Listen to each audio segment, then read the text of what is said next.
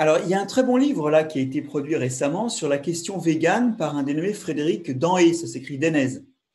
Et c'est un livre intéressant qui montre que aujourd'hui, la répulsion pour la viande est allée un peu loin, alors même qu'elle est vertueuse. Je m'explique. Là encore, on trouve que rien n'est bon, rien n'est mauvais. C'est l'équilibre qui compte. Alors, certains modes de production de viande sont catastrophiques pour l'environnement. Déjà, il y a des parcelles agricoles qui servent à faire de la nourriture pour les vaches, qui mangent par exemple des céréales ou des choses comme ça, ou des tourteaux de soja, hein, qui donc est une plante de la famille du trèfle. Il y a des surfaces agricoles qui servent à faire de la nourriture pour des vaches, alors que ce serait bien plus rentable en quantité de nourrir directement des hommes avec ça. D'autre part, il y a des fois où les animaux sont nourris en important de très très loin leurs ressources. Par exemple, on a des endroits où on nourrit des animaux avec des tourteaux de soja qui sont venus d'Amérique et qui en plus éventuellement sont produits dans des conditions qui sont des productions qui seraient illégales en France. Alors vous voyez l'espèce de concurrence déloyale que ça représente. Donc on a des gros problèmes sur certains types de viande. Et en plus, on mange trop de viande. Les recommandations de l'OMS, c'est, de mémoire, je parle d'une quinzaine de kilos par personne et par an, le minimum. Nous, on est entre 50 et 150 kilos par an et par personne. C'est beaucoup trop. Et donc, on pourrait manger plus végétal. Ça aurait une vertu déjà qui serait de bien mieux nourrir en fibres les microbes de notre tube digestif. Aujourd'hui, on n'a que 50% de la ration recommandée en fibres. Et ces fibres, c'est les choses qui permettent à notre microbiote du tube digestif de se développer bien. Puis deuxièmement, ça ferait une alimentation plus riche en végétaux qui serait donc écologiquement moins impactante. Cela dit, il ne faut pas aller trop loin. Et il ne faut pas dire zéro viande. Pourquoi ? Parce que nous sommes construits comme omnivores. Et il y a certaines vitamines, ADEK en particulier, les vitamines liposolubles, qu'on trouve plutôt, non, oubliez la A, DEK qu'on trouve plutôt dans la viande. Puis aussi certains types d'acides aminés qui nous sont essentiels qu'on trouve plutôt dans la viande. Et d'ailleurs, les gens qui sont purement véganes doivent avoir un complément alimentaire parce que c'est pas une. On peut être végane, c'est un choix personnel. Mais en termes de recommandations, on ne peut pas être végane sans apport alimentaire complémentaire. Ça veut bien dire qu'il y a une petite part pour la viande. Et en fait, la deuxième raison de manger de la viande, alors attention, c'est que en fait, il y a des écosystèmes où le plus écologique, c'est de faire de la viande. Prenez une lande bretonne, prenez une lande d'Écosse. Vous n'allez pas labourer ce truc-là, mettre plein d'engrais, arriver avec un tracteur pour essayer de produire des salades. Ça ne marchera pas. Et si ça marche, ça aura un coût environnemental énorme. Il y a des sols qui ne sont pas assez qui n'entretiennent pas une production suffisante et qui nécessitent donc d'avoir recours à des animaux qui vont aller brouter de ci, de là, puis de temps à autre, on mange la viande. C'est aussi le cochon, le porc ibérique, qui vit dans des écosystèmes où on ne pourrait pas faire d'agriculture de plantes, mais en lâchant les porcs sous les chênes, eh ben on fait des très bons jambons.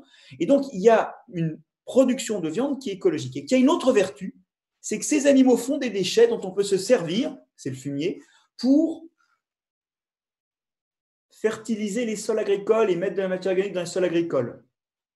Donc, si vous voulez, il y a des sols où il vaut mieux faire de la viande, et même pour les sols d'agriculture, ça peut être bien de faire de la viande parce que ça fait des déchets de la paille, du fumier, de la paille souillée, du fumier qu'on peut remettre dans les champs. Donc, quelque part, il y a un appui. Puis, je voudrais signaler une chose, c'est que ça, c'est un vieux principe de l'agronomie médiévale et classique. Sully, le premier ministre et ministre de Henri IV, disait « pâturage et labourage sont les mamelles de la France ». Alors, labourage, c'était cette idée que ça remontait de la fertilité, ça s'est avéré pas durable. Mais dans pâturage, par contre, c'était pas l'idée que le pâturage permettait de faire de la viande, c'était l'idée que si vous avez des animaux qui pâturent, quand ils sont à l'étable, ça vous fait de la paille qui permet d'aller enrichir, juste avant le labour, les cultures. Donc, quelque part, il n'y a pas d'opposition intrinsèque entre produire des plantes et produire des animaux, ça peut être complémentaire. D'ailleurs, dans notre alimentation, c'est complémentaire. Et simplement, c'est une question d'équilibre. Et c'est vrai qu'il y a des formes de production de viande qui ne sont pas durables, c'est-à-dire que ça abîme les écosystèmes, ça produit du CO2, il faut améliorer ça. Oui, Alain, tu me montres ces écosystèmes-là où il vaut mieux faire de la viande. Voilà. C'est des écosystèmes agroforestiers parce qu'on voit qu'il y a des arbres qui pourront être récoltés. Alors là, c'est plus ou moins d'ailleurs des chênes lièges, donc on va pouvoir récolter l'écorce pour faire des bouchons, c'est ça ? Absolument. Absolument, voilà. Ces paysages qui produisent beaucoup de biodiversité, de l'eau de qualité, qui stockent du carbone sur lequel, comme tu l'as très, très bien dit, mais on ne peut pas faire, autre chose. Donc il est important d'en parler. Et est-ce que cette viande-là est mauvaise à la santé? Beh, c'est pas tout à fait la même chose que le porc industriel dont on voit les images, un peu dévastatrices, régulièrement, hein. Voilà, c'est juste pour, préciser et le mettre en image s'appelle la DSA, DESA. Et c'est très bien documenté, vous pouvez regarder. C'est quand même sur 2 400 000 hectares, hein, dans toute la partie de l'Extrémadure, plus loin jusqu'au Portugal. Donc, ça veut dire que c'est des paysages agroforestiers à très, très grande échelle. J'en parle un peu dans mon bouquin là, qui s'appelle Des goûts et les couleurs du monde, hein. Dans ce bouquin, je montre le rôle des tanins dans les sols et c'est très lié à cette histoire-là. J'essaie de montrer ces sols qui sont des sols où le mode de gestion le plus respectueux de leur durabilité, c'est euh, la production de viande animale. Donc, on retrouve cette idée que rien n'est bon, rien n'est mauvais.